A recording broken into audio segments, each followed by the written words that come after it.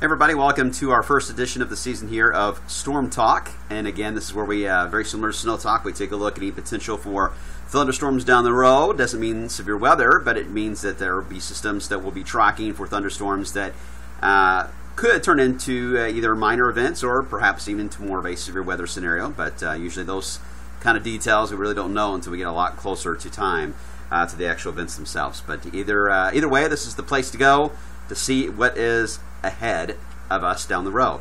Right now we've got one system of interest showing up. This will be around March 9th or 10th, so we got a while for we got thunderstorms today, but this is after today before we have to worry about anything when it comes to thunderstorms once again in the area, and we'll break that down for you in just a few moments. First off, we've got a lot of rain, as I mentioned, around the area. Nothing severe today. A lot of lightning, some pea-sized hail, several reports of pea-sized hail, and some scary looking clouds too for a lot of us out there. Severe threat is only a marginal risk in green, and that's mainly east now of 65 in eastern Kentucky.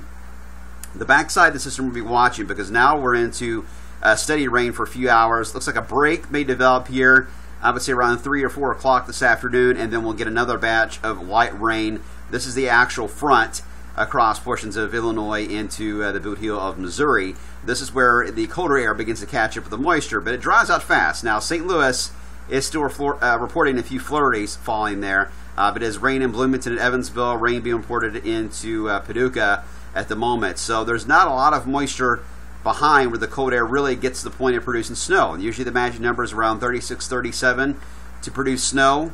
And you're seeing 36 to about 39. So right in here is where you get the atmosphere just cold enough to produce snow. But as you can see, there's just no moisture around in that column. There's a chance we may get some here.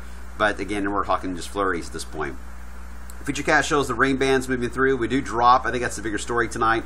We drop down into the 30s and then perhaps below freezing later on. I think the winds will be gusty enough. We'll get some breaks in the rain to dry out the roads to avoid any type of icy patches. But even then, really, temperatures in the upper 20s isn't going to be a whole lot to cause major problems when it comes to icy patches. But we'll monitor it.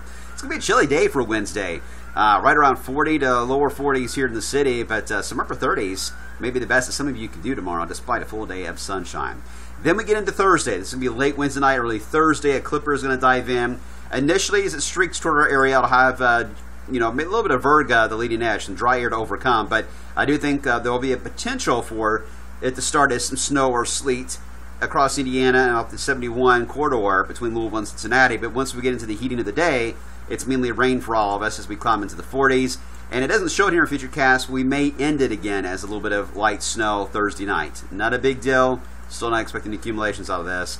And then we'll see temperatures start off on the chilly side on Friday. Here is the Schref model. Obviously, it's got the rain chance here nailed down for today. But you see on Thursday morning, late Wednesday night, early Thursday, it shows how it could begin as either sleet or a potential for some snow. And then quickly goes over just plain rain throughout the entire day. GFS, high-res GFS, same deal. You can see how as that snow band mainly to the north and east of Louisville early in the day. We warm things up. It's mainly rain throughout the entire day on a chilly rain on Thursday. And Thursday night could end again as a little bit of brief snow, especially eastern Kentucky. We have another clipper that's going to move in as we get into Saturday. We'll be monitoring that.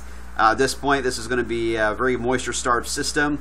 Could be a very similar deal that our northern Indiana counties could see perhaps a brief start here of maybe some sleet or snowflakes where it goes over to some drizzle or light rain on Saturday. Looks to be another chilly day with rain showers. We may get it to around 50, but I think another day in the 40s with rain showers is expected on Saturday. And after that, we get into warming trend. Now, the Canadian model is showing the potential here for this system on Thursday and combining a little bit of Saturday as well. A nice little snow event potentially for areas around Illinois and to Indiana and Ohio. It shows a light coating of snow for us, but keep in mind the model doesn't always understand the warm ground scenario, so a lot of that would melt even if it did fall. But I think the more impressive idea is how much snow could really fall these little clippers for the upper portion of the Ohio Valley. So if you have travel plans in that area, heads up there. Then as we get into next week, we're going to start off Monday and Tuesday of next week. Very warm, well into the 70s in fact. And then we're going to have a system or front that's going to get stalled out over our area around March 9th or 10th. And good agreement so far on the model trends today that this front is going to stall out. We may find ourselves locked in a strong southwest flow that may linger for a couple of days. This could be a heavy rain setup and some gusty thunderstorms, but some heavy rain especially. And we'll have to wait and see what happens because the longer the front stalls, the longer or the better the potential will be for a low to develop on the southern flank of that. The latest Euro just came in, is hinting at that as well. Again, this is around March 9th and 10th, about a week or so from today. And you see the front get stalled out at an angle over the Ohio Valley to the Gulf states, and eventually a low will develop in the Gulf and then wander to the northeast. After that, that will likely be a cutoff low. So it looks like overall it's not going to be a cold pattern after this front fades out. It'll be just a mild, wet pattern developing around March 9th and 10th, and may last until about the 14th of March. Maybe a constant wet pattern for the southeast, the way it's looking now. Once it moves out of the way, we will see another big warm-up, and then maybe another cool front could move in toward, I would say, the 20th or so of March. And nothing substantial, but I do see at least another chance for a little bit of cooler air later on in the month. But overall, warm air is going to dominate the extended. All right, guys, that's it for now. Welcome to March. Now we get ready for the battle of the seasons that we know too well in the month of March and April for our area. So buckle up, stay tuned, and we'll keep you updated. We'll see you today beginning on Wave 3 News at 5 o'clock.